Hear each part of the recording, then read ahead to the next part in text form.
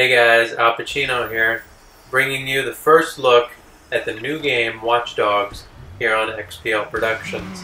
This is also our first video uploaded to our channel that was recorded on the Xbox One system, and we will have more videos to come from the One, including Watchdogs, Forza 5, and Elder Scrolls Online on its release.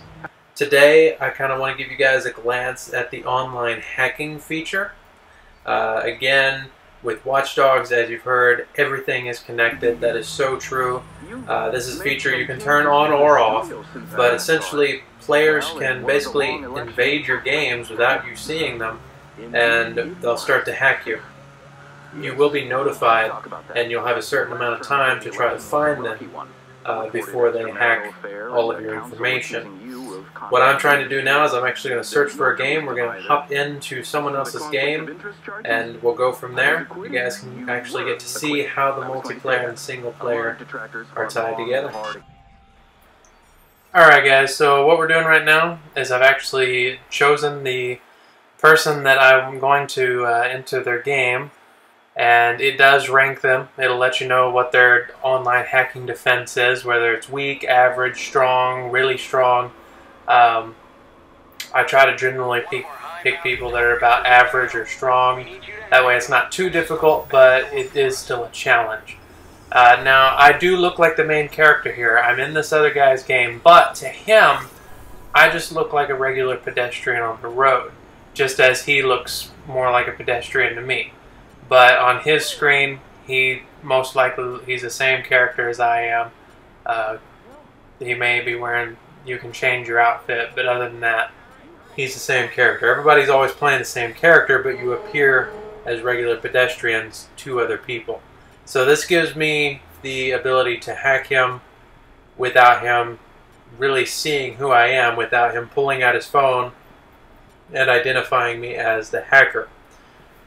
So you find them, you hack into the phone, and then I push down on the D-pad to initiate here. Now, I haven't done so yet because he is right behind me. All he has to do is pull out his phone, and he'll find me. However, I am running out of time, so I really don't have much of a choice here but to go ahead and do that. Now, at this point, it's initiating the entire process here, and this is where it actually begins. You're installing a backdoor. Now, he's running around trying to find out who the hacker is. I'm very lucky that he did not come up behind me just then. Now, since he is down there, I can see him, I'm safe to go ahead and run. I don't want to run other than that because most pedestrians, without you shooting or anything, they're just going to be casually walking. You want to try to blend in with the environment around you. So I'm going to grab this car, and I'm going to go ahead and pull it up on the side of the road. And what's cool about these is you can actually turn the car off and hide in the car. I'm going to do that now. Now the small blue circle on the mini-map there on the bottom right-hand corner, that's the area that he knows that I'm in. He sees that area just as I do, and the further I get in the hacking, the smaller that circle becomes. That way he has a better chance of finding me. So he knows I'm somewhere in this circle. I personally like to stay towards the edge of that circle. That way, hopefully, the player is looking for me towards the middle of the circle. Now what he's doing right now, he has his phone out, he has it activated, and he's walking around profiling people basically to try to find the hacker. All he has to do is point the phone at me, and I will be identified as the hacker. So we just have to hope that he doesn't find me. Depending on where you are when you hack someone, like right now he's up on those the scaffolding up there. You know, I could be hiding up there. I could be up on the train tracks above. That's the cool thing about this game. I actually hacked someone and I hid in a parking garage the entire time, and they never found me. It depends where you are, but some places are terrible and some places are really good as far as being found. Now I'm near enough to 90% here. There we go. He is pretty much kind of panicking at this point, trying to figure out, where I am. Ultimately, I'm going to gain, experience points from this and money, and, he won't gain anything. He'll kind of lose some points. There we go. All right, so I successfully hacked him. I got $1,000. All right. He lost, hardly, you don't lose money when you get hacked. That's the good thing. So we're good there. Now I'm also going to show you that, with this feature on, I can also be hacked. Now there's a couple of things, or several things actually, that you can look for in a game if you do have your online on. For instance, this bridge is up. Generally, you're not going to see them up unless someone has hacked them and made them go up. That tells me right there that there's a good chance that there's someone in my game. Now, lots of times after you've hacked, a person or two, someone will try to get into your game. Now, at this point, I did try to exit the game before someone got into it. I wasn't sure, but it's actually going to tell me that there's an invader already in my session, which I kind of realized when I saw that bridge was up. Now, at this point, I have to go find the invader, which he's going to be in the purple ring, which right now is moving because he's moving. Now again, you're going to want to try to blend in when you're hacking people. That's the biggest mistake I've seen people make as far as trying to hack me. I'm very good at being aware of my surroundings. If I see a car behind me make a U-turn to follow me, or someone driving really crazy when nothing's really happening, that usually tells me that it's a player. And lots of times, just to be sure, I will get out and I'll shoot the person in the car. And more times than not, it was an actual player.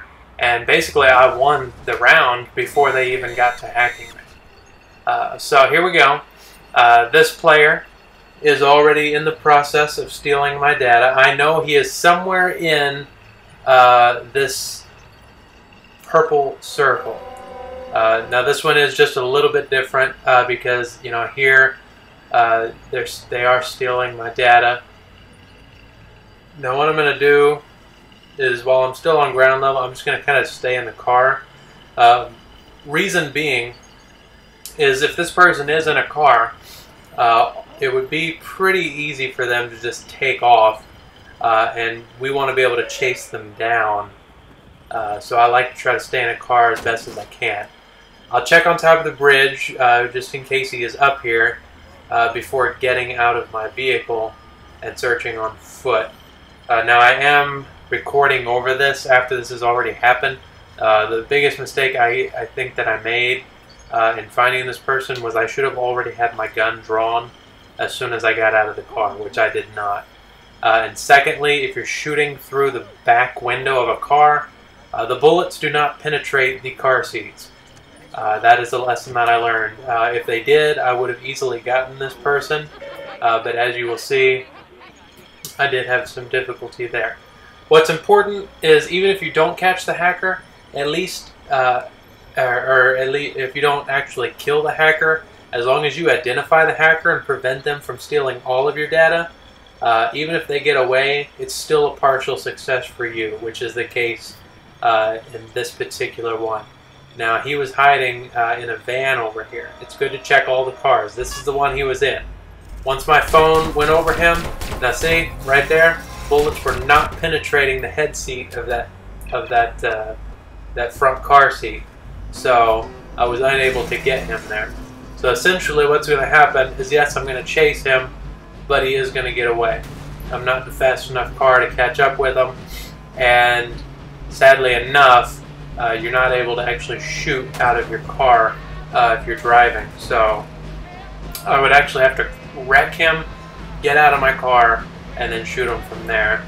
At this point, with him being that far ahead of me, it'd be quite a challenge to actually catch him and pull all of that off. So he will get away. It will be a partial success for me. And I really hope that this video gave you guys a good idea of kind of how the multiplayer and single player are tied in together. I think it's a lot of fun. Still fairly early in the campaign, but I'll probably be recording some of that too. Thanks for watching, guys, and I'll see you in my next video.